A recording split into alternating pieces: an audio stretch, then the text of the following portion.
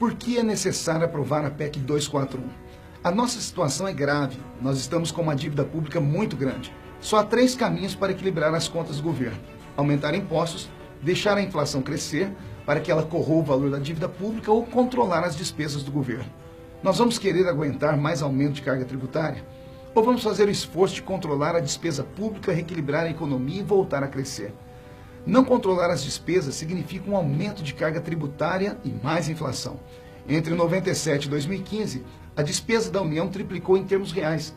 Se a despesa continuar a crescer nesse ritmo, não haverá dinheiro para pagá-la, a menos que a população esteja disposta a pagar cada vez mais imposto.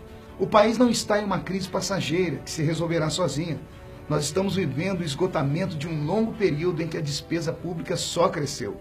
Ocorre que a sociedade não aguenta mais o aumento de impostos e as despesas continuam subindo. É inevitável conter a expansão dos gastos. Do contrário, o país quebra. Estamos em uma situação difícil. Não há como financiar o crescimento real de 6% ao ano dos gastos públicos e a economia já acumula uma queda do PIB de 7% em 2 anos. A aprovação da PEC atuará na causa fundamental do problema fiscal, que é o crescimento acelerado do gasto. Com a aprovação da PEC, o Tesouro Nacional precisará de menos empréstimos. Sobrarão mais recursos no mercado para financiar o investimento privado, o que levará à queda da taxa de juros, que impulsionará o investimento, o crescimento e a geração de empregos também. A PEC preserva e consolida as conquistas sociais. Não há conquista social com 12 milhões de desempregados. Como é que o governo vai arrecadar mais para financiar políticas sociais se o desequilíbrio das contas públicas jogou o país na recessão? Se o governo continuar gastando no ritmo atual, em pouco tempo não haverá dinheiro para custear as políticas sociais. Equilibrar as contas públicas é fundamental para que as políticas importantes para os mais pobres e vulneráveis sejam mantidas e ampliadas. A principal política social é a recuperação do emprego. Com ela, as famílias recuperam sua emancipação econômica e o país vai poder garantir igualdade de oportunidades para todos. Quem é contra a PEC do controle dos gastos é a favor dos juros altos. Somente controlando os gastos é que será possível reduzir os juros. E sem reduzir os juros, o país não conseguirá voltar a crescer. Com a aprovação da PEC, os juros vão cair e vai haver mais recursos para financiar as políticas públicas. Se não fizermos o controle de despesas de forma organizada e gradual, haverá uma crise fiscal que vai forçar um corte das despesas abrupto e um colapso dos serviços públicos. Vejamos o que aconteceu na Grécia, onde uma dívida pública muito alta fez os investidores duvidarem da capacidade de pagamento do país, ao mesmo tempo em que o governo e o parlamento demoraram a chegar a um consenso político sobre a necessidade de fazer um ajuste. O país quebrou, ficou sem dinheiro para pagar suas contas.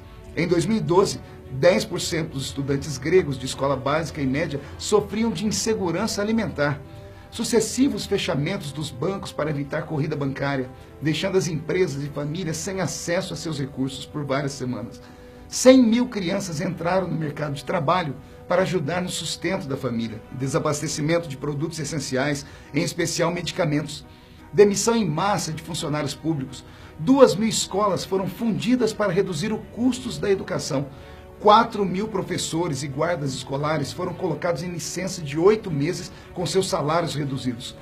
Houve aumentos generalizados de impostos, greves gerais e conflitos sociais, com mortes, invasão de prédios públicos, inclusive do parlamento.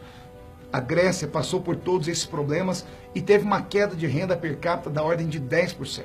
O Brasil, antes mesmo de chegar a um estágio tão avançado da crise fiscal, também já perdeu 10% da renda per capita. O problema é que o Brasil é muito mais pobre que a Grécia.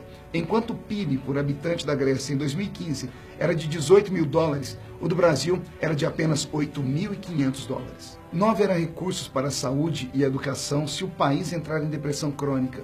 O PIB não crescerá, a receita pública não crescerá, diminuindo os recursos disponíveis para todas as políticas públicas. Com o sucesso da PEC, o país crescerá e os serviços públicos melhorarão e terão financiamento abundante. Ou tomamos um caminho que recupere o crescimento e a capacidade de financiamento das políticas públicas, ou afundaremos na recessão e no desemprego, apegados a uma luta por recursos públicos cada vez mais escassos. O principal gasto em educação está fora do limite da PEC, o Fundeb, que financia a educação básica.